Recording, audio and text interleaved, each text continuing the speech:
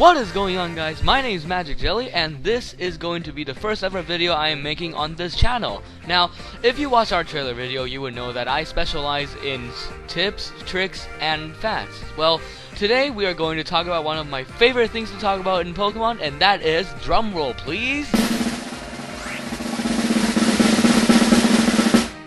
shiny Pokemon. Now, you may know what shiny Pokemon are. You may not. So let me fill you in on what they are. Shiny Pokemon are rare Pokemon that has different color schemes compared to their normal counterparts. Shinies are extremely rare with an encounter rate of 1 out of 8,192. They have no special powers, no special move, abilities, stats, nothing like that. Well then, why bother looking for one? Personally for me, it's the glitter. Also it's pretty impressive to show off. There are multiple ways of finding shiny Pokemon. From the complicated Masuda method to simply just randomly encountering. But there are 4 methods that I think are exceptionally useful, so here they are. Number 1, the Masuda method. For this, you will need a Pokemon from different geological region from yours. So if you have an English Pokemon, a Japanese, or a Spanish Pokemon that have the same egg group would work. Make sure they have the opposite gender. This method involves putting 2 Pokemon into the Pokemon daycare and wait for eggs. This method is more popular among the competitive battlers because you can customize the offspring stats.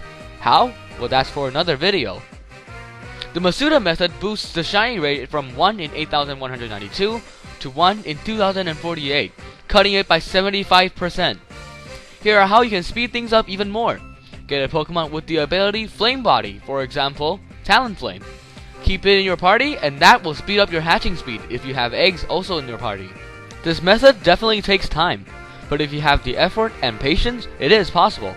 I hatched my shiny Helioptile after 367 eggs, and it was totally worth it. Method 2, Friend Safari. The Friend Safari is a place you can unlock after beating the champion. Inside, you can choose safaris corresponding to your friends on your 3DS system. Inside each safari, there's 3 Pokemon, all with common types. To get shinies this way, all you need to do is simply run around in the safari, because shiny encounter rate is much higher here than anywhere else. Some more tips on this method would be to use the encounter power, which can save you some time, and to complete the Pokédex, because after you do that, you'll receive a key item called the Shiny Charm. It basically ups your shiny encounter rate generally, but honestly, ain't nobody got time for that! The Friend Safari method is personally my favorite, as I have caught most of my shinies there. Sometimes it takes just a few minutes, sometimes it takes the entire day. It all depends on how lucky you are, and that's that. Method number 3, chain fishing. This method is easily the most efficient way of finding shiny Pokemon. All you do is stand at one spot and consecutively fish. Remember not to move from your current fishing spot because that will end up in breaking your chain. Not landing a fish will also result in a broken chain. Normally it takes up to 40 chains to find a shiny Pokemon. But some people have struck shiny at less than 4 chains. The shinies that came from this method isn't really that valuable because the method is so easy that finding fish shinies are too easy as well. Fish shinies now flood the GTS. But if you just want quick shinies, this is the method for you. Method number 4, the Pokeradar. It is crazy how something so useful can get so frustrating in such a short period of time. Pokeradar is a device that charges up for every step you walk in the game. What it does is that it tells you where Pokemon are hiding by changing music and showing shaky grass. To use this method, first you need to find a good patch of grass, stand in the middle of it, and use the radar. Remember to never be on your bike or roller skates. In fact, even using the circle pad is forbidden, for it will break your chain. When using this radar, look for a patch of grass that's shaking the most violently. The idea is to encounter the same Pokemon over and over and over again. Similar to chain fishing, the shiny Pokemon won't appear until chain 40 or over. But this only works if your chain doesn't get broken by any one of these things. 1. Encountering other Pokemon from non-shaking grass patches. This is preventable by using repels. And 2. Encountering the wrong Pokemon from a shaky patch.